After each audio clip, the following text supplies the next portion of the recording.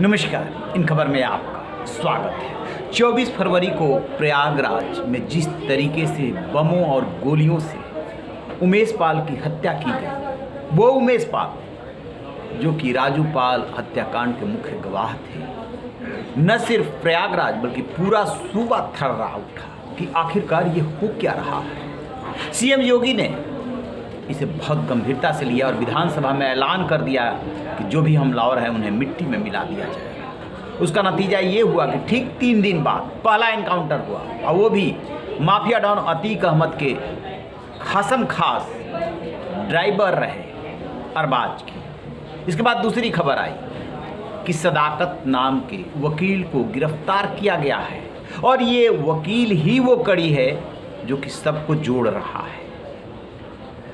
आखिरकार सदाकत जो वकील है वो क्यों बना उमेश पाल का जानी दुश्मन, यह हम आपको बताएंगे। लेकिन सबसे पहले ये बता दें कि सदाकत को यूपी पुलिस ने गिरफ्तार कर लिया है, और ये मुस्लिम हॉस्टल में रहता था जहाँ पे कि इस हत्याकांड की साजिश रची गई।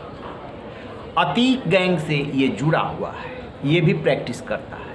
वकील होने के नाते बदमाशों का इसके यहाँ आना जाना था, लेकिन वकालत से कम प्रॉपर्टी डीलिंग और अवैध संपत्तियाँ, कब्जाई गई संपत्तियों से पैसा बनाना इसका मुख्य धंधा हो गया धीरे धीरे। इसी क्रम में क्या होता है कि ये जो बदमाश हैं इन्होंने इसको लालच दिया कि जो भी इलाके में अवैध प्रॉपर्टियाँ कब्जाई जाएंगी उसमें तेरा हिस्सा होगा।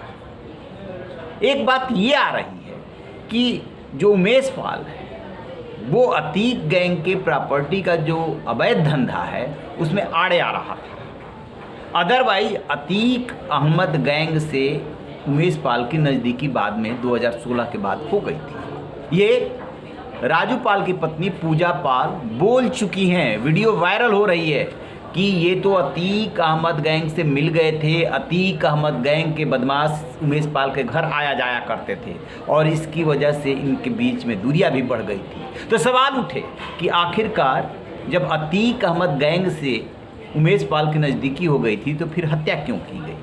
अब जो सदाकत ने अभी तक पुलिस को जानकारी दी है गिरफ्तारी के बाद, उससे धीरे धीरे परत दर परत चीज़ें सामने आने लगी है कि इसमें प्रॉपर्टी भी एक एंगल है।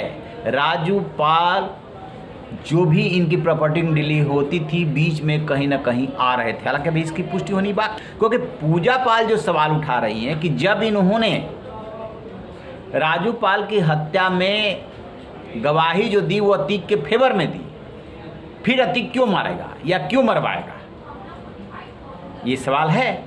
अब सदाकत दूसरी बात बता रहा है कि इस वजह से।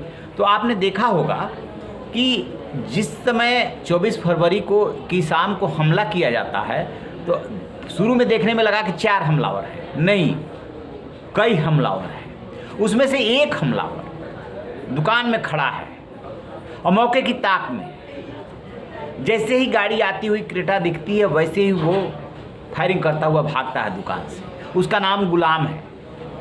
और ये जो सदाकत गिरफ्तार हुआ है, जिसके मुस्लिम हॉस्टल में जो मीटिंग हुई थी उसमें वो गुलाम आया करता था इसके पास, और इसी वकील ने महत्वपूर्ण भूमिका निभाई, सबको जोड़ा, और इसके बाद ये हत्या की गई। तो एसटीएफ की तरफ से जो जानकारी मिल रही है कि सदाकत की गिरफ्तारी से अब इस राज का फांस होगा कि आखिरकार क्या वजह है। क्या राजू पाल हत्याकांड में गवाही देना वजह है? उसकी संभावना इसलिए कम होती जा रही है क्योंकि उनकी राजू पाल की पत्नी का कहना है, पूजा पाल का, कि उन्होंने हमारे फेवर में गवाही नहीं दी थी। तो फिर क्या प्रॉपर्टी बीच में है, प्रॉपर्टी डीलिंग है। ये सदाकत भी प्रॉपर्टी से जुड़ा हुआ है, राजू पाल भी प्रॉपर्टी का धंधा करते थे, ये सबको पता है। इस पर हमारी नज़र बनी हुई है कि आखिरकार माजरा क्या है। एक बात तो क्लियर है कि अतीक अहमद के गुर्गे इसमें शामिल हैं। जो 11-12 आरोपी हैं उनमें से अतीक अहमद और उनका भाई अशरफ जेल में है। अतीक अहमद अहमदाबाद के साबरमती जेल में है और अशरफ बरेली के सेंट्रल जेल में है। ये दोनों भाई हो गए। इसके अलावा एक बात ये भी आई कि अतीक का एक बेटा भी मौके पे था, तो क्या वो भी गोली चला रहा था, उसकी क्या भूमिका थी। वही क्रेटा लेकर के वहाँ से भागा था और अपने घर के पास ले जा कर के खड़ा किया था, जिससे कि पुलिस ने बरामद किया। बहुत सारी बातें हैं। एक बात हर कोई ये जानना चाहता है कि आखिरकार उमेश पाल की हत्या क्यों की गई, इससे पर्दा उठना चाहिए। तो उसी दिशा में अब कहानी आगे बढ़ रही है। इस वकील की गिरफ्तारी से बहुत कुछ राजपास हो गया, बहुत कुछ होने वाला है, और उसके बाद ही पुलिस पहुंचेगी उन सभी आरोपियों तक, सभी हमलावरों तक जिन्होंने कि इस नृशंस हत्याकांड को अंजाम दिया है। जैसे इसको लेकर के अपडेट मिलेगा आपसे साझा करेंगे। रहिए बेखबर, देखते रहिए इन खबर। Thank you.